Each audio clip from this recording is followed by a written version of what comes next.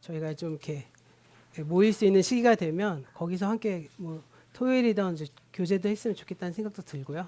하여튼 뭐 그러고 있습니다. 그래서 우리가 전체적으로 빨리 백신 맞고 같이 함께 예배가 회복됐으면 좋겠네요. 네. 네, 그러면 오늘 말씀 볼까요? 오늘 말씀 사도행전 1장 9절 말씀, 20장 24절 말씀 두 절의 말씀입니다.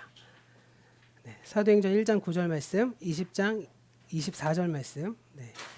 네, 이 말씀 우리 1장 8절 말씀인데 죄송합니다. 1장 8절 말씀이에요. 네. 1장 8절 말씀부터 우리 한 목소리 읽어볼까요? 자, 시작. 그러나 성령이 너희에게 내리시면 너희는 능력을 받고 예루살렘과 온 유대와 사마리아에서 그리고 마침내 땅끝까지 이르러 내 증인이 될 것이다. 아멘. 자, 24절 말씀 읽겠습니다. 한 목소리로 시작. 그러나 내가 달려갈 길을 다 달리고 주 예수께 받은 사명 곧 하나님의 은혜의 복음을 증언하는 일을 다하기만 하면 나는 내 목숨이 조금도 아깝지 않습니다. 아멘.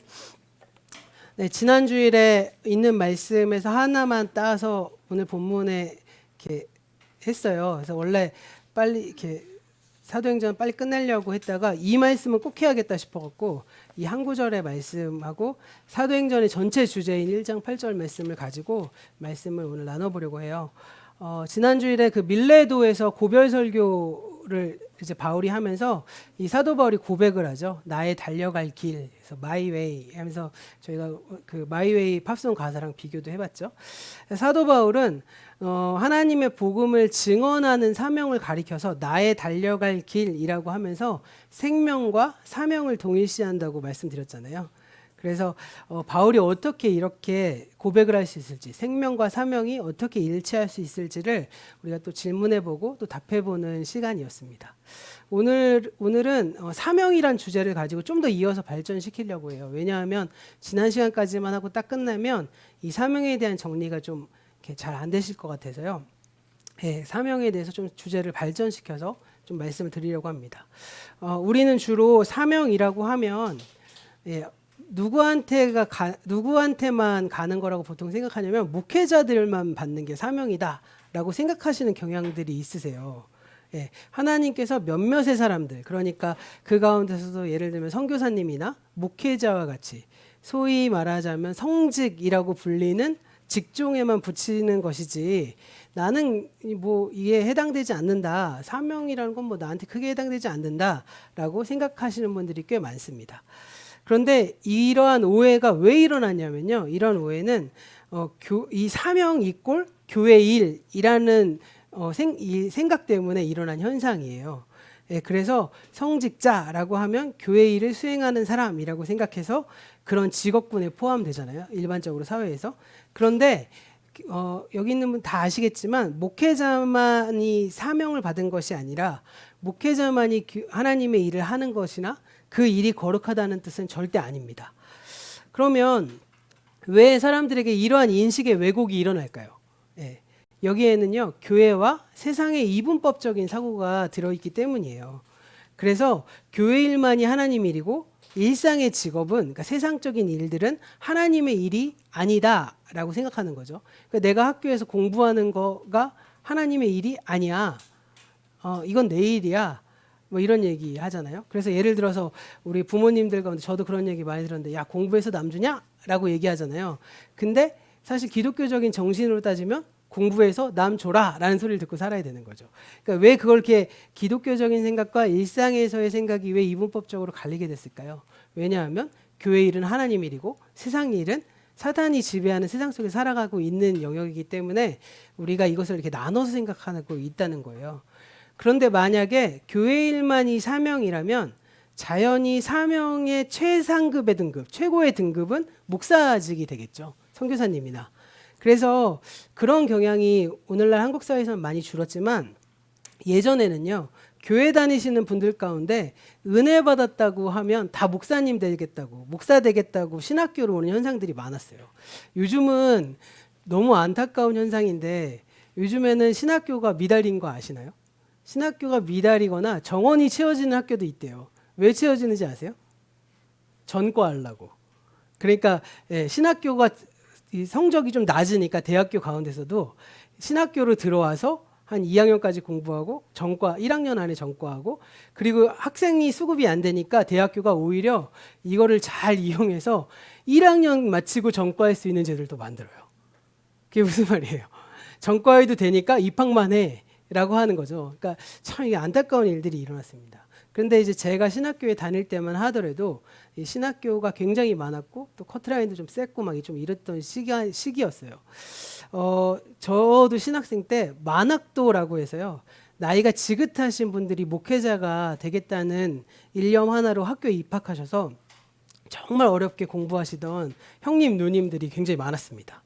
근데 그분들 좀 비하하자는 건 아니지만 대개 이런 분들의 공통적인 사고가 무엇이었냐면 내가 세상 일 하다가 잘 안 돼서 왜 안 됐는가 뭐 기도원에 갔든지 기도를 하든지 목사님께 상담을 했는데 알고 봤더니 내가 학생회 때 혹은 초등학생 때 내가 목회자로 부르심을 받아갖고 그거에 대해서 화답을 해야 되는데 내가 세상 일을 하게 돼서 하나님이 나에게 벌을 주셨다.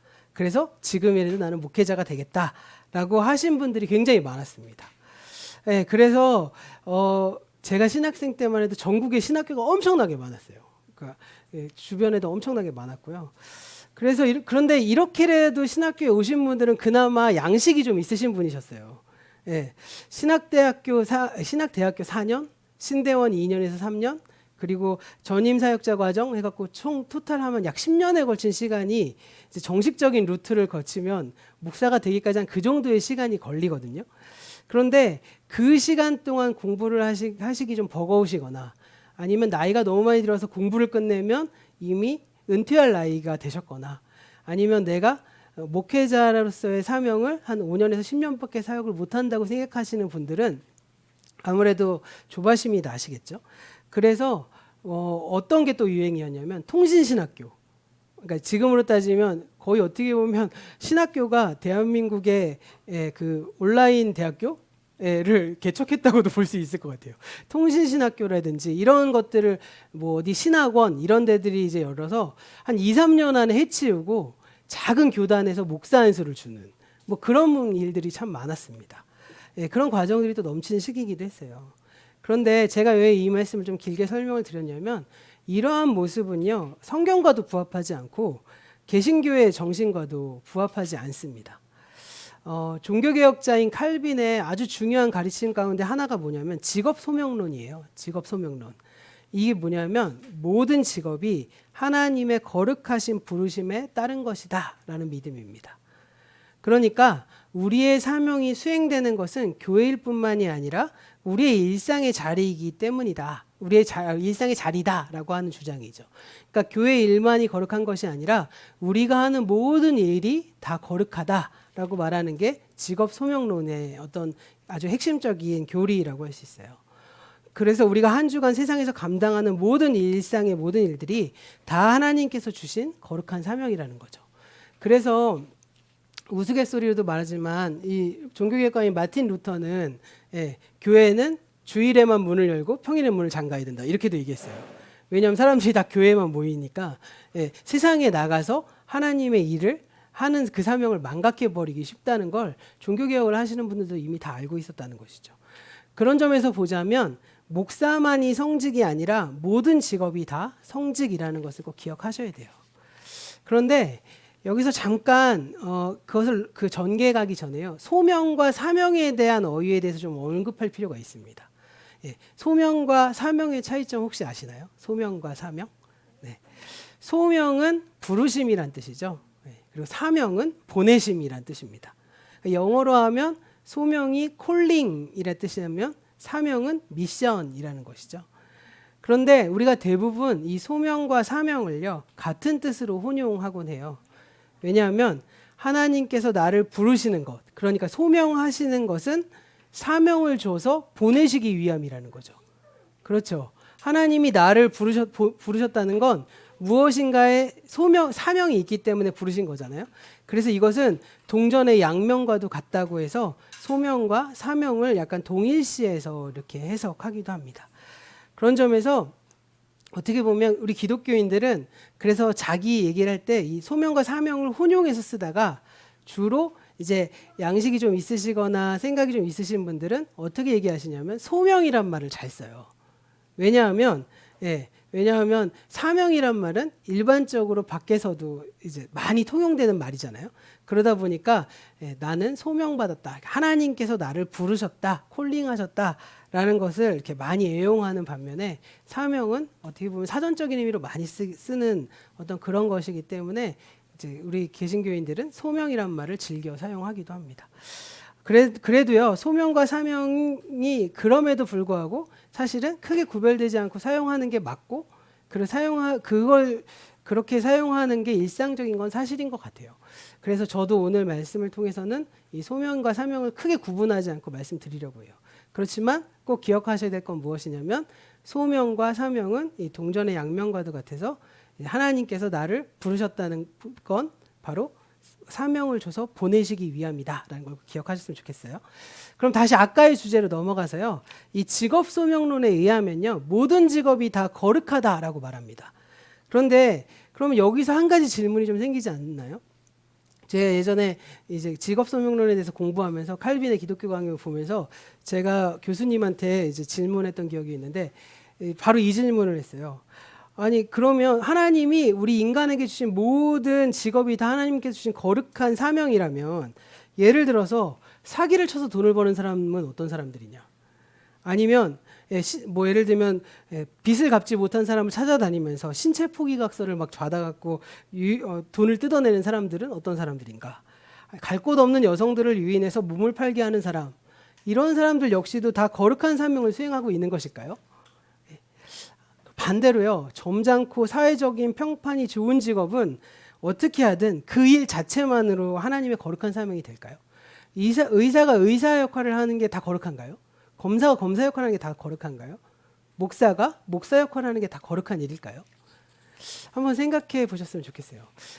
그랬을 때 제가 이제 대학교 다닐 때 그렇게 말했더니 교수님이 이제 뭐라고 말씀하셨냐면 옛날에는 직업군이 별로 많지가 않아서 그렇게 할 수 있었다고 하셨는데 나중에 책을 많이 읽어보니까 포주는요 로마 시대에도 있었더라고요.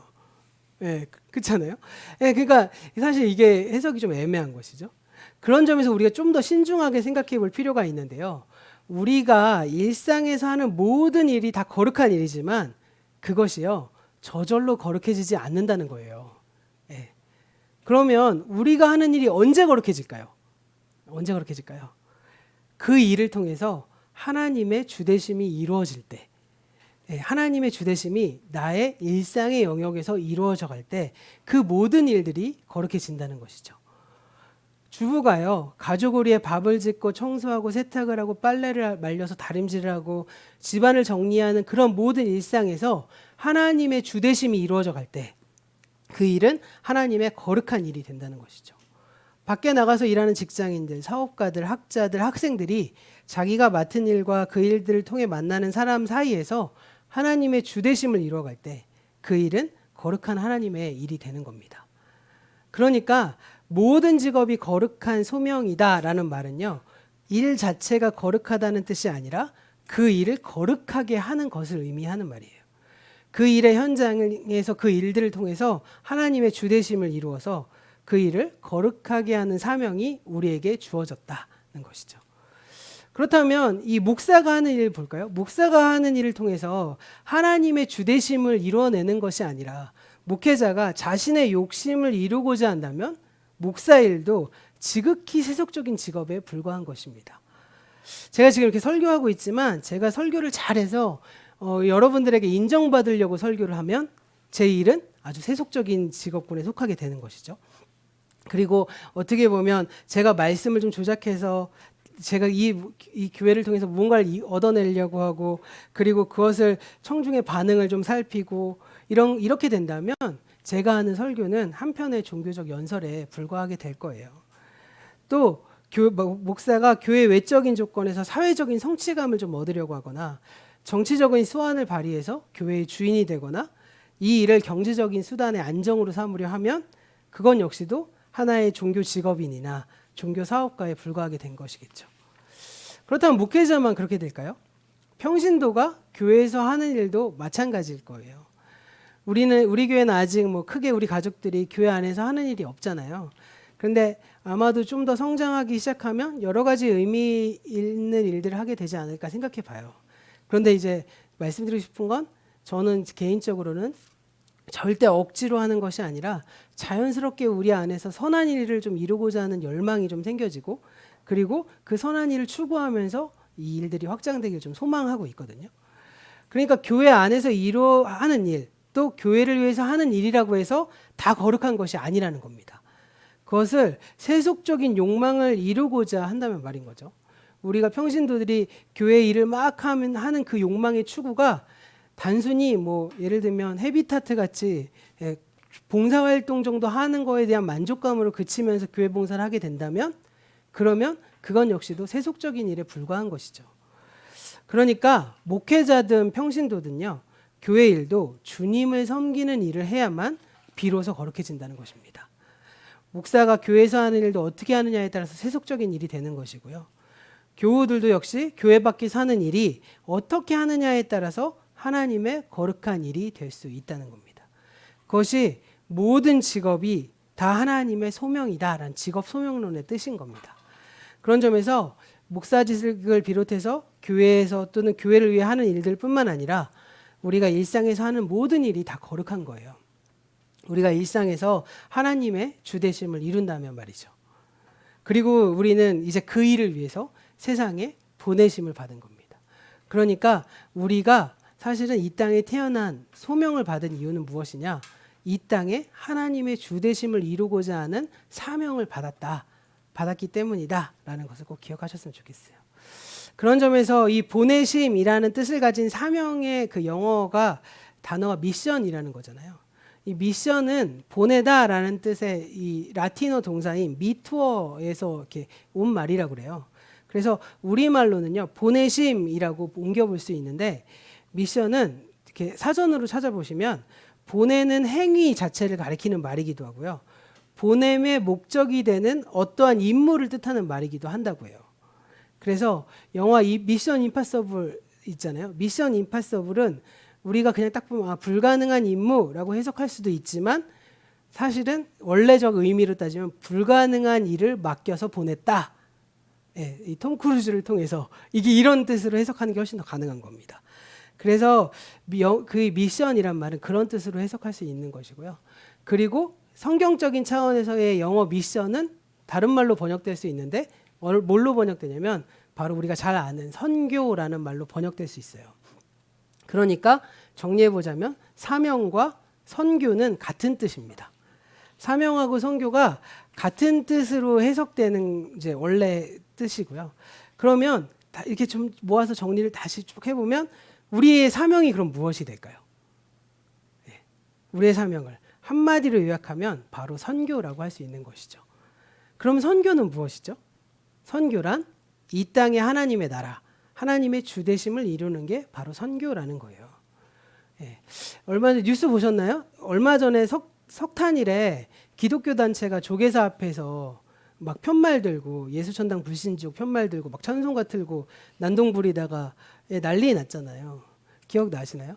그게 조계사에서만 이루어지는 게 아니라 전국적으로 좀 일어났던 것 같아요. 왜냐하면 저희가 석탄일에 이제 가족들이 바람 쐬러 야외로 이렇게 운전하고 쭉 가는데 이제 이 도로상에서 웬 사람들이 기독교 편말을 들고 이렇게 딱 써 있는 거예요. 저희는 이제 아무래도 기독교인이다 보니까 석탄에 대한 인식이 없잖아요. 그러니까 왜 전도를 왜 저렇게 하냐? 막 예수천당 불신지옥 뭐 예수를 믿어야 뭐 가정이 행복합니다. 이런 편말들 다 들고 서 있는데 외국인도 들고 서 있더라고. 깜짝 놀랐어요. 그래갖고 왜 그러지? 이러고 이제 보니까 그런 똑같은 편말을 든 사람들이 조계사에서 시위를 했더라고요. 그런 의미에서 보자면 이분들이 왜 그런 행동을 했을까요? 왜 그분들이 왜 그런 행동을 했을까요? 우리가 사실 마냥 욕하기만 해서도 안 되고 마냥 옹호하기만 해서도 안 되겠죠. 선교하려고 한 거잖아요. 그분들은 아마 엄청나게 막 통성기도 막 하고 막 십자가 군병 같은 마음으로 조계사에 갔을 거예요. 근데 사실은요, 그런 모든 행위가 본래적 의미의 선교냐는 거죠. 저도 이제 부목사 때 여기 같이 경험하신 분들도 있겠지만 막 어디 선교지 가면 어디 막 절 앞에서 막 기도하잖아요. 막 무릎 꿇고 기도하면은 막 스님들이 막 나와갖고 구경하고 막 그분들이 막 할렐루야 해주기도 하고. 근데 우리 기도는 엄청 공격적이잖아요. 막 저게 무너져갖고 막 이런 불상이 막 엄청 심각한 얘기. 막 저도 막 울면서 막 기도했던 기억이 나는데, 그런데 생각해 보면요, 그게 진짜 선교냐라고 했을 때 그건 어떻게 보면 선교가 아니라는 거죠. 해외나 국내에서 기독교인의 숫자를 늘리는 것만이 선교가 아니라는 걸 기억하셔야 돼요. 제가 본래적으로 뭐라 했죠? 선교의 의미는 뭐라고요? 이 땅에 하나님의 나라, 우리의 일상에 하나님의 주 되심을 이루는 게 바로 선교라는 겁니다. 그리고 우리가 그러한 삶을 살아가기 시작하면 우리 기독교가 매력적으로 보이게 될 거예요. 사실 우리 한국 기독교의 가장 큰 문제점이 무엇이겠습니까? 선교학자인 교수님이 이제 제가 대학원 다닐 때인가 이런 얘기를 했는데, 한국의 기독교는 어느새 매력적인 기독교로서의 선교를 잃어버렸다, 이렇게 얘기해요. 옛날에 기독교인 하면 제가 어렸을 때만 해도 어떤 이미지였죠? 기독교인은 거짓말을 안 해. 기독교인은 정직해. 그래도 나는 교회 안 다니지만 그래도 애들은 교회 보내면 애들이 착하게 잘 살 거야 라는 마음으로 막 교회를 보내셨거든요. 그 이유가 뭐냐면 매력적이었기 때문이에요. 우리 애들은 잘 자라게 하고 싶은데 잘 자라게 하는 소망을 담을 수 있는 저 종교는 저런 종교니까. 그런데 어느 순간 기독교나 우리나 다 똑같아. 우리보다 더 낮아. 이렇게 판단이 되기 시작했잖아요. 그 이유는 무엇입니까? 한국의 기독교가 기독교인의 숫자를 늘리는 거에는 엄청나게 집중했는데, 각자의 삶의 일상에서 하나님의 주되심을 이루어서 불완전하지만 미리 맛보는 하나님 나라를 누리며 살아가는 사람들이 점점 줄어갔기 때문 아닐까요? 지난주에 제가 매달에 한 2번씩 받아보는 통계, 그게 기독교 통계 자료로 보낸 게 있거든요. 한국의 기독교가 3년 사이에, 원래 3년 전에 21%였어요. 대한민국 기독교가. 3년 지나서 몇 프로로 떨어졌는지 아시나요? 좀 충격받았는데 저는 개인적으로 17%로 떨어졌습니다. 17%. 오, 그래도 맞네라고 하시는 분도 있겠지만 17% 안에는 이단도 포함돼요. 통계조사할 때 나 기독교예요 하면 그걸 통계하는 거거든요. 그러니까 저기 하나님의 교회나 신천지 다니시는 분들이 저는 저는 개신교가 아니라 신천지입니다 이렇게 강조 안 하잖아요. 다 그냥 이렇게 군에 포함되지 않습니까? 그런 17%로 떨어졌습니다. 왜 이러한 일이 일어났을까요? 우리가 이 땅에 하나님의 나라, 하나님의 주되심을 이루는 그 사명, 그 선교를 잃어버렸기 때문이겠죠. 그런 점에서요, 우리는 이 땅에 하나님의 주되심을 이루는 사명을 받아서 일상의 삶으로 보내심을 받은 선교사들이라는 거예요. 그러면 우리가 이러한 일상에서 하나님의 주되심을 이루는 이 사명을 어떻게 잘 감당할 수 있을까요? 지난 주일에는 우리의 사명을 생명과의 관계에서 한번 이해해 봤잖아요. 사명과 생명은 서로 불가분리의 관계에 있다고 말씀드렸어요. 그것은 우리가 이 세상에 태어날 때 이미 하나님으로부터 어떤 사명을 부여받아서 태어나기 때문이죠. 그런데 이러한 것은 태어날 때 신분과 계급이 정해지는 것과 비슷하면서도 전혀 다른 개념이기도 해요. 과거에는요, 신분이 곧 사명이었습니다. 그렇죠? 예를 들면 노예의 자녀는 처음부터 노예로 태어나고 귀족의 자녀는 처음부터 귀족으로 태어났습니다. 노예라는 신분과 귀족이라는 신분은 곧 그 사람의 사명이기도 했죠.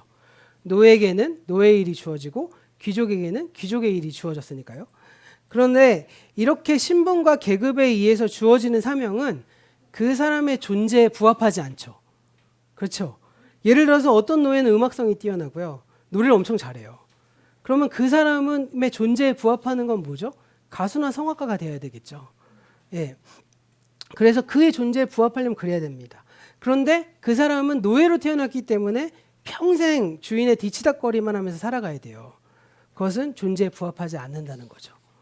그런 점에서 사회 계급이나 신분이 아니라 존재가 이꼴 사명이라는 거예요. 그 사람이 뛰어난 음악성을 가지고 태어났다는 건 그가 음악가가 될 사명을 가지고 태어났다라는 것을 의미하고요. 그런 점에서 태어날 때 이미 사명을 가지고 태어난다는 그 전제점으로 보자면 생명과 사명은 함께 주어지는 것이죠. 그런데요, 그 사람이 태어나자마자 바로 음악가가 되나요? 그거 아니잖아요. 노예로 태어났다고 해서 태어나자마자 일시키지 않죠. 예, 아무리 노예로 태어났다고 해도 아기에게는 젖을 먹이고 위험으로부터 보호해주죠. 노예 아기도 부모의 사랑을 받습니다. 왜요? 그래야 생명이 유지될 수 있기 때문이겠죠. 아무도요, 아기에게 밥값을 달라고 요구하지 않습니다. 나이가 들어야 밥값을 할 수 있기 때문인 것을 누구나 다 알기 때문이죠. 그런 점에서 경험적으로 보자면 생명이 사명보다 먼저라고 할 수 있어요. 네, 다시 한번 생각해 볼까요? 아기에게는요, 생명이 이꼴 사명이에요. 죽지 않고 잘 살아남는 것이 아기의 사명입니다. 잘 먹고 잘 자고 잘 크면요, 아기는 자기의 존재의 이유를 다하는 것이죠. 네, 아기뿐만 아니라 어른들에게도 생명은 곧 사명입니다. 네, 생명이라는 한자어의 생자는 날생자죠. 태어나다, 살다, 살아있다라는 뜻이고요. 명은 목숨명, 명령할 명, 명령을 내릴 명 이렇게 해석되더라고요. 그러니까 생명이라는 말을 직역하면 살아남으라는 명령입니다. 네. 그런 점에서 우리가 사명을 잘 감당하기 위해서는 반드시 우리 생명에 대한 바른 인식이 먼저 함께 세워져야 한다는 거예요. 네, 정리해보자면 우린 하나님의 자녀예요. 그리고 하나님의 종이죠. 그리고 그 가운데 하나님의 자녀로서의 정체성이 분명히 먼저 세워져야 하나님의 종으로서의 역할을 할 수 있는 거라는 겁니다. 사실 하나님의 사랑받는 자녀로서 자기인식이 분명하지 않은 가운데 사명을 감당하고자 하면요, 종종 사명을 왜곡시키게 되죠. 예, 그리고 그 일들을 그르치게 됩니다. 많은 분들이 그러한 사명 자체를 자기 존재를 확인하는 수단으로 사용하기 때문이에요. 예, 그런 분들이 한 단면이 뭔지 아시나요? 워커홀릭 같은 분들이죠. 예, 몸이 상하도록 일을 하는 겁니다. 왜요? 내가 일에 빠져서 열심히 일을 하기 시작하면 내가 나에게 맡겨진 사명을 감당하는 것이다 라고 생각하기 때문이겠죠. 그런데 이건 심각한 오해라는 거예요. 예, 자신과 사명을 동일시하기 위해서는요, 먼저 나 자신이 바로 서야만 합니다. 내가 있어야 나의 사명을 동일시하든 뭘 하든 할 거 아니겠어요? 내가 없는데 무엇과 동일시할 수 있겠습니까? 하나님의 자녀로서 자기인식이 분명히 세워지고 그 존재를 사명을 통해 실현하는 것인데요. 그 자기인식이 불분명하면 사명을 도구 삼아서 자기 존재를 확인하려고 하는 것이겠죠. 그래서 사명이 나를 위한 도구가 돼서 다른 사람으로 수단 삼고 자기의 삶과 가정과 모든 것을 수단으로 만들어 버리게 되는 겁니다. 그래서 우리는 사명을 수행하기 전에 먼저 즉 생명을 분명하게 세워야 한다는 거예요. 생명이 바로 세워지지 않으면 사명도 감당할 수 없습니다. 그런 점에서 생명이 사명에 전제되어야 하는 것이죠. 그리고 앞에서 말씀드린 것처럼 사명이란 다른 곳에 있는 것이 아니라 우리 존재 자체에 있다는 거예요. 우리의 존재가 사명을 통해 실현되는 겁니다. 그래서 우리의 존재에 맞는 사명을 찾아낼 때 우리가 존재와 사명의 일치를 비로소 이룰 수 있는 것이죠. 그리고 그것은 생명과 사명의 일치라고도 할 수 있을 거예요. 더 나아가서 존재와 사명이 일치되기 시작할 때 우리의 사명은 억지로 하는 일이 아니라 즐겁고 행복한 일이 될 것입니다. 왜냐하면요, 사명을 통해서 우리의 존재가 실현되는 것이기 때문이겠죠. 예. 오늘 말씀에 담긴 사도 바울의 고백처럼요, 하나님으로부터 부여받은 사명이 나의 달려갈 길, 그러니까 마이 웨이가 되는 것입니다. 그렇게 생명과 사명이 일치될 때 우리도 사도 바울처럼 사명을 위해서 생명도 아끼지 않을 수 있게 되는 것이죠. 사명을 통해서 우리의 생명이 실현되기 때문에 생명을 바치는 것조차 나의 사명을 실현하는 길이 될 수 있을 겁니다. 이렇게 우리의 생명과 우리의 존재는 바로 사명의 전제점이에요. 그런데요, 그것뿐만 아니라 우리의 존재, 우리의 생명은 그 자체가 사명을 수행하는 방법이기도 해요. 사도행전 전체를 요약하는 말씀이 우리 함께 읽었던 사도행전 1장 8절 말씀이죠. 부활하신 예수님이 사도행전 1장 8절에서 제자들에게 이렇게 말씀하셨습니다. 그러나 성령이 너에게 임하시면 너희는 권능을 받고 예루살렘과 온 유대와 그리고 사마리아에서 그리고 마침내 땅끝에까지 이르러 내 증인이 될 것이다 말씀하셨습니다. 여기서 예수님이 땅끝까지 이르러 나를 증언할 것이다 라고 하지 않으셨어요. 되게 중요한 말인데요. 이렇게 말씀하시지 않고 내 증인이 될 것이다 라고 말씀하셨어요. 이 말씀에 우리 주목하셔야 되거든요. 우리가 이 땅에 하나님의 주되심을 이루는 사명을 어떻게 해야 할 수 있느냐, 바로 여기 답이 나오고 있죠. 뭐예요? 문제는 내가 증언하느냐가 중요한 게 아니라 증인이 되어야 한다는 거예요. 내가 어떻게 하느냐에 있는 것이 아니라 어떻게 되었느냐가 중요하다는 겁니다. 바로 증인이 되는 게 중요하다는 거죠. 내가 증언을 하지만 증인의 삶을 살지 않는다면 그건 증언으로서의 가치가 효력이 떨어질 거예요. 우리가 증인으로서의 삶을 살고 그 삶을 통해 증언되기 시작할 때 우리의 사명이 완수될 수 있는 것이겠죠. 그리고 비로소 하나님의 자녀로서의 삶을 살 수 있는 거예요. 그분의 백성, 그분의 종, 그분의 양, 그분의 자녀, 그분의 배우자, 그분의 친구. 너무너무 중요한 거죠. 그게 될 수 있는 전제점이 내가 그 무엇이 되느냐에 있다는 겁니다. 그래서 doing보다 being이 중요합니다. 왜 doing보다 being이 중요할까요? 내가 하는 것이 아니라 하나님께서 일하시기 때문이죠. 그러면요, 하나님이 어느 때 일하실까요? 내가 그분의 자녀가 됐을 때 하나님이 내 안에서 친히 일하시기 시작한다는 것이죠. 그런데 내가 무엇이 된다는 것, 증인이 된다는 것, 이것은 무엇을 하는 것보다 훨씬 어려운 일이에요. 한번 생각해 볼까요? 예를 들어서 아무리 힘든 일이 나한테 맡겨졌다고 하더라도 마음 먹고 한번 해보자 라고 하면 그게 가능합니다. 완벽하진 않고 만족스럽진 않아도 그 일 할 수 있잖아요. 예. 그런데요, 성격이 모난 사람이 마음 먹고 성격 한번 고쳐보려고 한다고 해서 그 성격 고쳐지겠습니까? 예. 사람 제일 변하지 않는 게 사람이라고 우리 말하잖아요. 그런데 무엇이 된다는 건 그런 의미가 아니라는 거예요. 만약에 그런 의미면 우리가 하나님의 자녀가 된다는 것 세상에서 제일 어려운 일이겠죠. 예. 그래서 우리가 생각하셔야 될 건 내가 무엇인가 된다는 건 질그릇이 금그릇으로 바뀌는 것이 아니라는 거예요.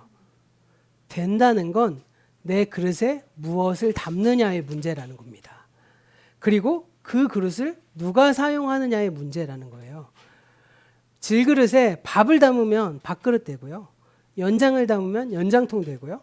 쓰레기를 담으면 쓰레기통 되잖아요. 그럼 누가 담을까요? 그 그릇에 예수께서 담으시면 우린 예수의 그릇이 되고, 죄와 욕망이 나를 사용해서 나를 지배하기 시작하면 나는 죄와 욕망의 그릇이 될 것입니다. 그런 점에서 우리가 증인이 된다는 건 무엇이냐? 예수님으로 나의 삶을 채우는 것, 하나님의 주되심으로 삶을 채우는 것, 그래서 하나님이 사용하도록 만드시는 것에 있다는 거예요. 두 번째로 한번 생각해 볼 건 된다는 건 관계 맺는다는 것을 그럼 의미한다는 거예요. 우리 아버지신 하나님이 어떻게 보면 우리가 아버지신 하나님의 자녀가 되기도 하고, 왕이신 하나님의 백성이 되고, 목자이신 하나님의 양이 되고, 친구이신 하나님의 친구가 되잖아요. 그런데 이 성경은 뭐라고 말하냐면 그렇게 되는 거, 너희가 자녀가 되고 친구가 되고 양이 되고, 이 모든 일들이 우리에게 달려있지 않다는 겁니다. 우리가 노력해서 되는 게 아니라는 거예요. 우리가 하나님의 자녀가 되고 싶다고 해서 되는 것이 아니라요, 하나님께서 우리를 먼저 자녀로 삼으셨기 때문에 우리는 하나님의 자녀가 되는 거고요. 우리가 하나님의 백성이 되고자 하는 것이 아니라 하나님이 먼저 우리를 그의 백성으로 삼으셨기 때문에 우리는 그의 백성이 되는 거죠. 그런 점에서 무엇이 된다는 건 굉장히 어려운 일이지만 반대로 말하면 이미 되었다는 거예요. 그런 점에서 내가 하나님과 관계를 맺기 시작하면 우리는 증인이 될 수 있다는 거죠. 내가 하나님과의 관계가 연결되기 시작하면 어떻게 될까요? 우린 비로소 하나님의 열매를, 하나님의 나라를 이루어갈 수 있게 되는 거예요. 내가 하나님의 나라를 막 이루려고 뭔가를 해서가 아니라 내가 그분과 관계 맺으면. 그래서 제가 자주 사용하는 말씀 중에 예수님이 하나님 나라의 비유를 얘기하면서 나는 포도나무요, 너희는 가지고 내 아버지는 농부라고 말씀하시잖아요.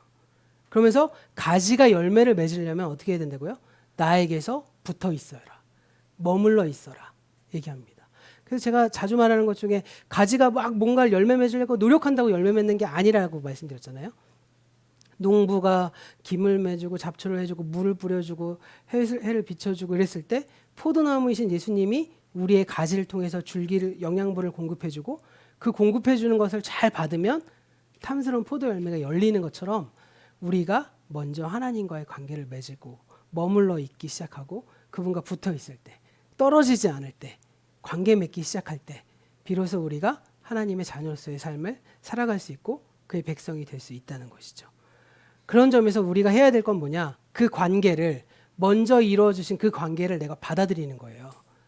그게 믿음이고요. 그게 사실은 우리의 고백인 거예요. 기독교인의 고백은 사실은 내가 하나님을 믿으려고 애쓸 이유도 없고요. 하나님이 나에게 맺어주신 그 관계를 내가 받으시면 되는 거예요. 인정하시면 되는 거죠.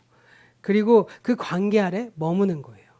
하나님의 자녀됨을 받아들이고 그 관계 안에 자녀로 머무르는 거.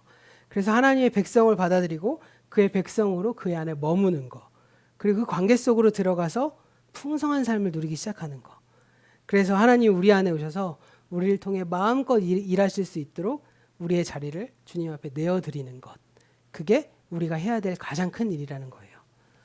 그런 점에서 우리가 주님과 친밀한 관계를 맺으셔야 돼요. 오늘 말씀을 좀 정리하면서 말씀드리고 싶은데, 그러면 내가 어떻게 하나님과 친밀한 관계를 맺을 수 있을까요?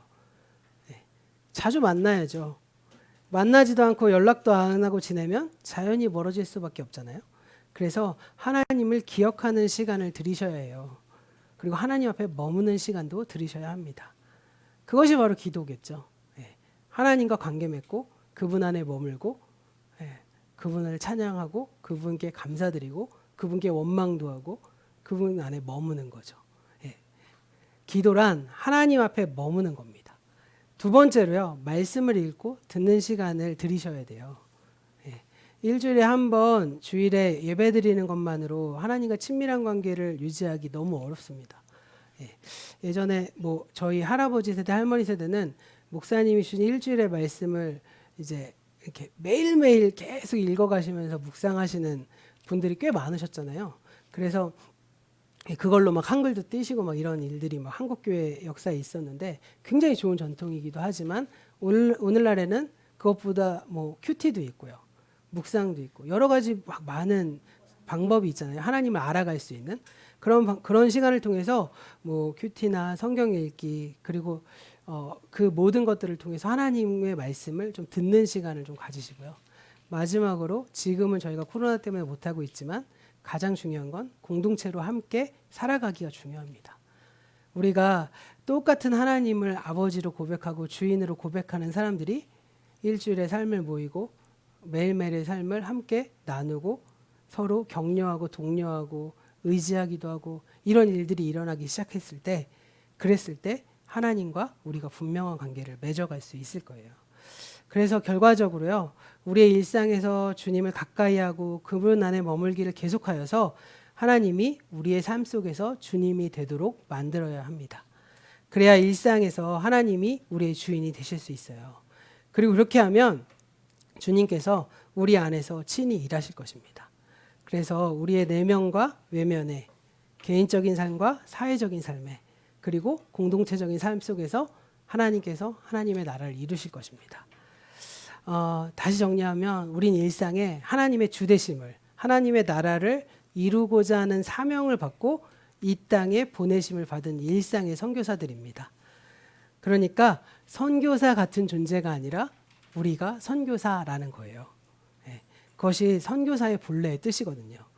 우리가 오늘 말씀을 통해서 일상에 예수의 증인이 되셔서 그 사명을 잘 이뤄내고 가는, 그리고 그런 일상의 삶을 이뤄내기 위해 서로 사랑하기 힘쓰고 애쓰기 힘쓰는 그런 우리 공동체 가족들 되시기를 간절히 소원합니다.